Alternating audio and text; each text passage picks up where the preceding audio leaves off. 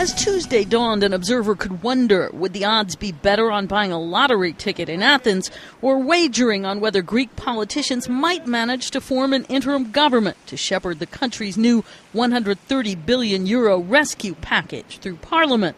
The politicians say they are committed to it, and they'll have to hammer out the workings of a government.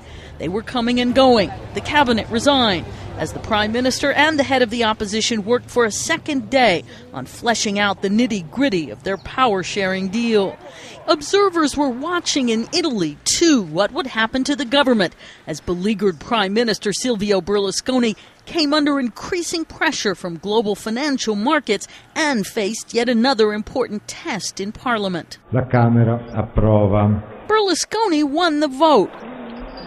But with the opposition boycotting the balloting, the numbers showed he can no longer count on an overall majority in the Chamber of Deputies. There are those like political analyst James Walston who say his departure is only a matter of time. I think by now it is inevitable that his government will come to an end. It might not come to an end today or even tomorrow, but it will be very soon. Because there is such immense pressure. There's immense pressure from the markets.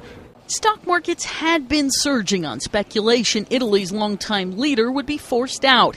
Some called it the Berlusconi bounce, although the day's developments cast a damper on things for a while, until word came from the Italian president's office after an hour-long meeting with the prime minister that Berlusconi pledged to quit once economic reforms passed Parliament.